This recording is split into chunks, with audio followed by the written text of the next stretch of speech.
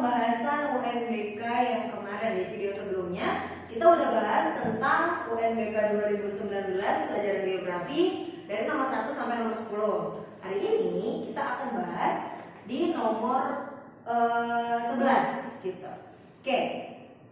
Nah, seperti biasa kalian harus menyiapkan soalnya karena nanti biar memudahkan kita untuk belajar, kalian pegang soal, aku juga pegang soal. Jadi nanti kita sama-sama lihat.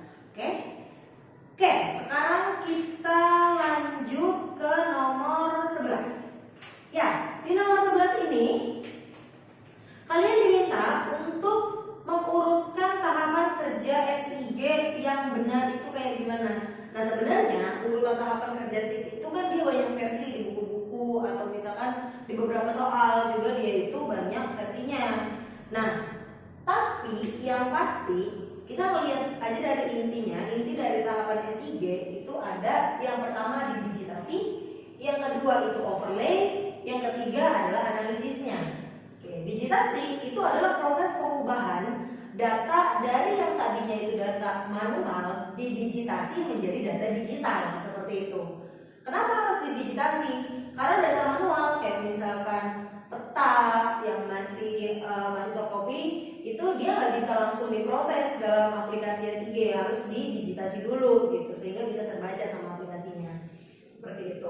Nah, kemudian setelah datanya itu sudah didigitalisasi menjadi data yang bisa diolah dalam software SIG-nya seperti ArcView atau ArcInfo dan lain-lain, itu baru kita overlaykan atau tumpang susunkan.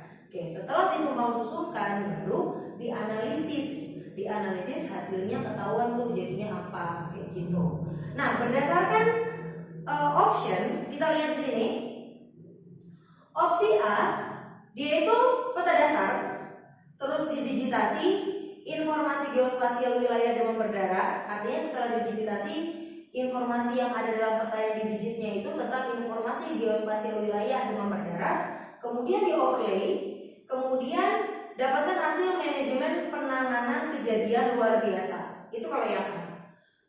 Kalau yang A kita melihat dari garis besarnya dia urutan udah benar ya, dari ada digitasi, kemudian overlay, dapat analisis yang manajemen penanganan kejadian luar biasa itu. Terus kalau yang B, dia itu peta dasar, overlay, baru digitasi. Nah, ini berarti ada yang gua kasih situ, berarti opsi yang B itu salah. Yang C, dari peta dasar, informasi geospasial wilayah demam berdarah, overlay, baru digitasi. Berarti yang C juga salah. Sekarang yang D, peta dasar, manajemen penanganan kejadian luar biasa, overlay, dan digitasi lagi. Berarti yang D juga itu salah. Sekarang opsi yang E, informasi geospasial demam berdarah, overlay, peta dasar, sama digitasi. Sama tadi, setelah overlay baru digitasi. Makanya yang B, C, D, E itu salah semua. Jawabannya adalah yang A. Oke, bisa ya? Itu tadi untuk nomor 11. Oke, sekarang kita lanjut ke nomor 12. 12 ini masih tentang SIG.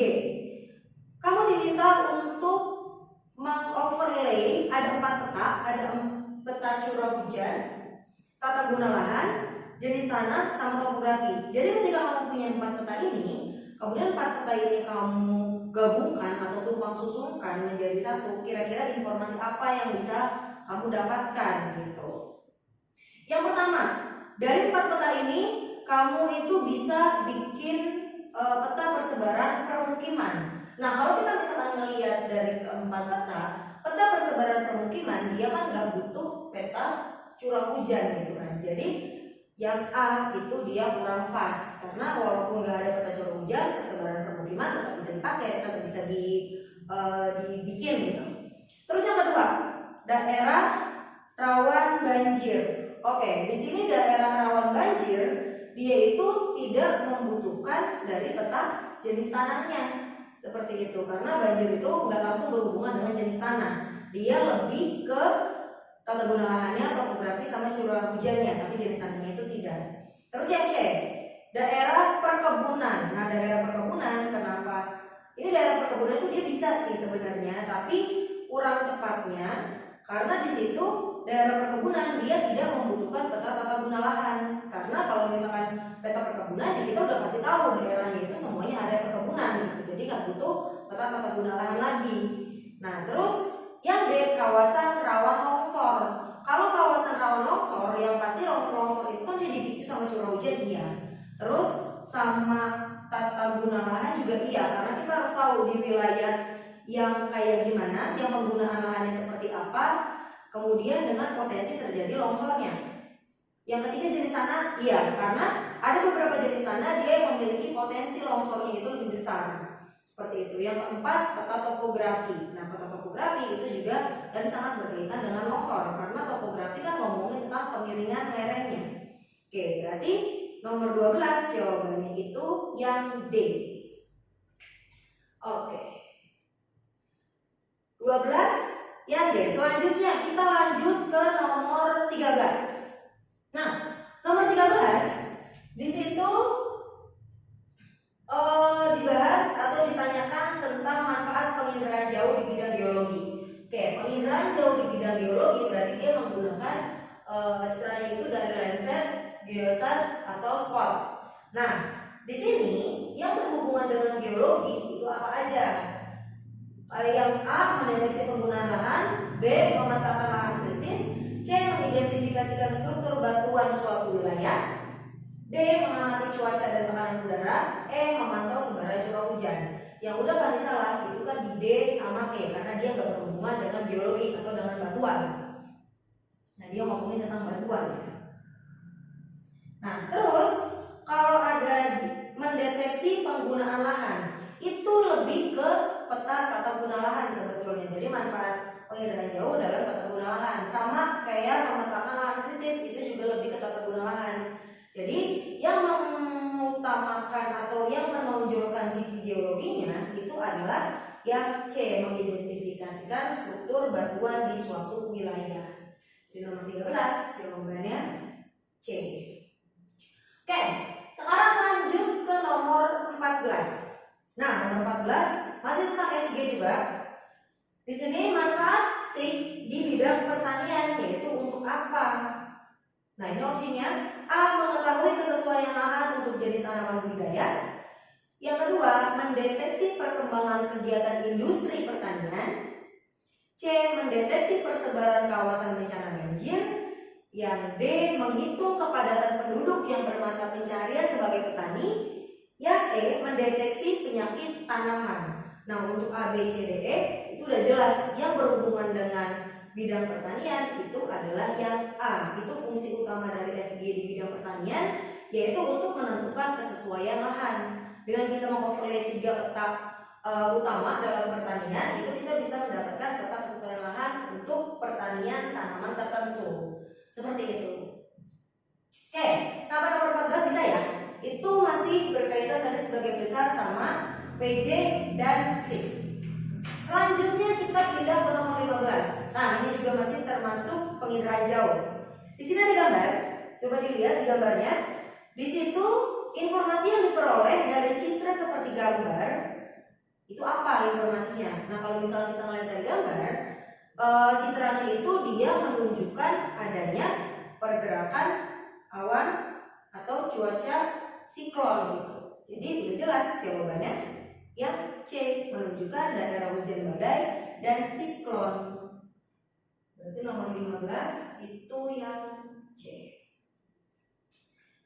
Terus kita lanjut sekarang ke nomor 14. Oke, nomor 16. Nomor 16 itu beda, dia bukan PJ, bukan fisik lagi. Dia ngomongin tentang teori apungan benua.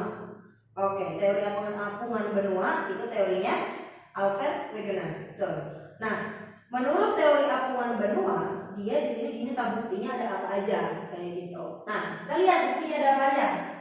Bukti dari teori apungan benua. Oh ya, sebelumnya teori apungan benua itu yang menceritakan tentang Pangea, yang Pangea satu daratan luas, kemudian dia itu terpecah menjadi Laurasia dan Gondwana. Nanti dari si teori apungan benua ini dia akan dipecah, Pangea itu akan dipecah menjadi 2, Laurasia dan Gondwana, di mana yang satu belahan bumi utara dan yang satu belahan bumi selatan. Laurasia itu dia jadi belahan bumi utara yang nantinya ada benua Asia Eropa, ada benua Amerika Utara, terus udah itu aja, benua Eropa, Asia, sama Amerika Utara itu. Nah terus kalau untuk yang berwarna yang di belahan bumi selatan itu nanti ada India, ada Afrika Selatan, ada Afrika seluruh maksudnya, terus ada Australia, ada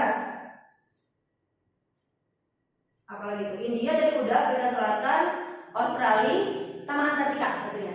Nah jadi wilayah-wilayah yang tadi terbagi dua dia cenderung memiliki karakteristik yang sama seperti itu. Nah kita lihat yang pertama, ada kecocokan garis pantai antara Amerika bagian timur dengan pantai barat Afrika. Oke, ada kecocokan garis pantai. Jadi maksudnya itu kalau misalkan pantai Amerika bagian timur sama Afrika yang sebelah barat kita satukan, maka dia itu kayak puzzle, saling melengkapi satu sama lain gitu. Jadi itu bukti bahwa dua benua itu dulunya bersatu. Terus yang kedua, ada karakteristik hewan yang sama. Karena dulunya mereka itu satu daratan, maka karakteristik hewannya juga itu sama. Terus yang ketiga, fosil tanaman di India, Afrika Selatan, Australia, Antartika, dan Amerika Selatan ini sama. Ini juga karena mereka dulunya satu daratan. Terus yang terakhir, kesamaan struktur dan jenis batuan di Amerika Selatan dan Afrika bagian barat. Gitu. Jadi karena dulunya mereka menyatu, maka struktur batuannya juga sama. Oke, sekarang kita cocokkan ke pilihannya. Nah, di situ pernyataan 1, 2, 3, 4, dan 5 yang menunjukkan atau yang sesuai dengan bukti-bukti teori apungan benua itu ada di nomor berapa? Coba nomor 1, lempeng benua dan samudra terapung di atas lapisan astenosfer, itu tidak diungkapkan di situ. Berarti yang satu bukan. Nah, terus berarti yang ada nomor satunya kita coret ya. Terus yang kedua, terdapat kesamaan garis pantai Asia Selatan bagian timur dengan Afrika bagian barat. Itu iya, berarti nomor 2. Terdapat kesamaan ras penduduk Eropa, Asia, Australia, dan Amerika Utara. Itu enggak, karena dia nggak ngomongin ras. Berarti nomor 3 salah. Yang nomor 4, terdapat kesamaan fosil tanaman di India, Afrika Selatan, Australia, Antartika, dan Amerika Selatan. Itu betul. Berarti tadi udah 2, 4. Terus yang terakhir, terdapat kesamaan struktur dan jenis batuan di Amerika Selatan dan Afrika Barat. Oke, itu betul. Berarti jawabannya nomor 2, 4, dan 5. Itu nomor 16 berarti di opsi yang D. Gitu. Nah, terus sekarang lanjut ke nomor 17. Dia 17 masih ngomongin tentang geologi. Di situ ada gambar berupa sesar mendatar. Nah, pertanyaannya, wilayah di Indonesia yang terbentuk dari hasil gerakan lempeng tektonik seperti gambar adalah apa? Indonesia dia kan terkenal dengan wilayah pertemuan lempengnya banyak gitu. Dan Indonesia punya satu wilayah yang terkenal dengan keadaan sesar mendatar ini, yaitu adanya di Palu Koro Sulawesi Tengah gitu. Jadi jawabannya yang D. Nomor 18. Oke. Nomor 18. Nah, ini tentang dampak revolusi bumi. Ingat, jangan ketukar antara revolusi sama rotasi. Kalau revolusi berarti perputaran bumi mengelilingi matahari. Dia selama 1 tahun gitu. Atau 365 hari. Nah, kita bisa mengingat apa dampak dari revolusi bumi itu dari gerakan semu tahunan matahari gitu. Jadi kan dalam 1 tahun matahari itu dia bergerak melintasi lintang 3 lintang ini nih. Yang pertama ada lintang 0 derajat atau ekuator.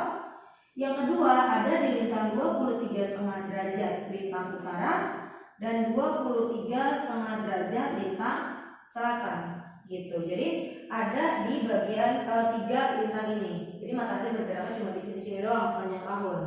Nah, ini dia bisa membuktikan bahwa yang pertama matahari itu dia berpindah-pindah dalam 1 tahun. Kemudian perpindahan matahari ini menyebabkan perubahan musim yang ada di bumi. Tadi 1, adanya perubahan musim, ada di sini. Nah, ya pergantian musim itu ada di opsi yang nomor 2. Terus karena adanya pergantian musim, ketika matahari itu lagi ada di belahan bumi utara, berarti belahan bumi utara dia lagi musim panas, sedangkan belahan bumi selatannya dia musim dingin. Kalau matahari itu lagi bumi selatan itu kebalikannya. Belahan bumi selatan itu dia musim panas, belahan bumi utara dia musim dingin. Itu berkaitan dengan lamanya penyinaran matahari. Ketika matahari itu lagi ada di belahan bumi utara, lagi di sini, berarti wilayah belahan bumi utara akan mendapatkan sinar matahari yang lebih lama dibandingkan malamnya. Artinya siangnya dia akan lebih panjang dibandingkan malamnya. Kebalikannya dengan belahan bumi selatan, dia siangnya akan lebih sedikit dibandingkan malamnya. Seperti itu. Jadi yang kedua itu tentang perbedaan panjang siang dan malam. Itu ada di nomor 5. Oke, kita udah dapat jawaban nomor 2 sama nomor 5. Nah, terus yang ada 2 sama 5 nya nomor berapa tuh? Dia ada yang C sama yang D. Oke, 25, C dan D. Tinggal 1 sama 3. Terjadi perubahan rasi bintang atau terjadi pergantian siang dan malam. Kita udah tahu kalau pergantian siang dan malam itu kan dia dampak dari rotasi. Berarti jawabannya yang 1, 2, dan 5. Itu di opsi yang C. 18 C. Oke? Bisa sampai sini? Nanti bisa kamu pause dulu, terus kamu catat dulu semuanya. Nanti kita lanjut ke nomor berikutnya. Oke, kita lanjutkan ke 2 nomor terakhir. Itu nomor 19 sama nomor 20. Oke, nomor 19 itu soalnya masih tentang biologi. Ini gampang banget, sebenarnya ini soal bonus ya jatuhnya. Karena kamu harus menentukan bentuk dari lipatan atau bagian dari lipatan maksudnya. Di sini pertanyaannya, bentuk muka bumi yang berupa lembah, ingat lembah, terjadi karena adanya proses lipatan itu dinamakan apa? Nah, kalau kita melihat lipatan kan dia bentuknya ada yang naik, ada yang turun gitu ya. Bagian yang atas atau bagian puncak itu kan dikenal dengan istilah antiklinal. Itu bagian puncaknya. Sedangkan bagian lembahnya, bagian yang ada di bawah itu kita sebut dengan sinklinal. Ini bagian yang lembah. Gitu. Berarti udah tahu nomor 19 jawabannya itu adalah yang A. Oke, sekarang terakhir di nomor 20. Nah, nomor 20 pertanyaannya, manfaat peletusan gunung api bagi industri kimia adalah apa? Sebelum ke manfaatnya kita harus tahu dulu material erupsi gunung api itu ada apa aja. Kita kelompokkan menjadi 3 golongan besar. Yang pertama ada yang berbentuk gas, yang kedua ada yang berbentuk cair, yang ketiga itu ada yang berbentuk padat. Gitu. Nah, terus kalau yang berbentuk gas dia itu ada 3 jenis. Ada fumarol, solvatar atau solvatara sama aja, sama MOVET yang ketiga. Nah, fumarol dia itu adalah gas yang berisi uap air gitu. Terus yang kedua, solvatar itu dia yang mengandung belerang atau sulfur. Terus yang ketiga, MOVET ini yang berbahaya karena dia mengandung karbon dioksida atau CO2 gitu. Sekarang yang kedua, dia yang berbentuk cairan. Nah, di sini kadang masih ada yang suka bingung gitu ya, apa bedanya antara magma, lava, bukan lava sama lahan. Oke, magma itu adalah si material gunung api yang bentuknya cair, dia itu padat, maksudnya cair pijar sih. Itu yang masih ada di dalam perut bumi gitu. Itu yang masih dalam perut bumi namanya lava. Ketika lava itu, yang masih ada di dalam perut bumi itu namanya magma. Nah, terus ketika gunung api itu erupsi, magma itu keluar ke permukaan bumi, kita menyebutnya dengan lava. Jadi magma itu masih di dalam, kalau lava itu dia udah di luar. Kemudian ketika si lava itu nanti bertemu dengan hujan atau misalnya dia itu menjadi lumpur, kita kenalnya dengan istilah lahar. Seperti itu. Terus yang ketiga ada yang berupa padatan. Nah, di situ padatan ada yang namanya bom, ini batu yang gede-gede banget, itu yang biasanya ada di sungai-sungai yang di dekat gunung api. Terus yang kedua itu ada kerikil atau disebutnya dengan lapili. Yang ketiga itu ada pasir, yang keempat itu ada debu gitu. Jadi itu adalah material erupsi gunung api. Nah, sekarang pertanyaannya, manfaat letusan gunung api bagi industri kimia itu yang mana? Pilihannya yang A, lava, bahan baku industri pupuk kimia, itu bukan. Terus yang B, solvatar, bahan baku industri obat. Ya, karena itu bisa sulfatar kan isinya sulfur atau garam, itu bisa digunakan untuk obat kulit gitu. Jadi jawabannya adalah yang B gitu, yang sulfatar atau sulfatar. Oke, kita udah selesai bahas nomor 11 sampai nomor 20. Mudah-mudahan teman-teman semuanya paham. Kalau misalkan ada yang nggak paham, nanti bisa diulang videonya, dilihat lagi, diperhatikan lagi, atau baca-baca dari literatur yang lainnya biar makin ngerti kayak gitu. Atau bisa langsung kontak kakaknya deh, kakak yang ngajar geografinya siapa, nanti bisa langsung tanya juga itu penjelasan tentang nomor berapa gitu, biar lebih clear jawabannya. Oke, terima kasih semuanya. Mudah-mudahan bisa dipahami dan bermanfaat. Selamat belajar. Assalamualaikum warahmatullahi wabarakatuh.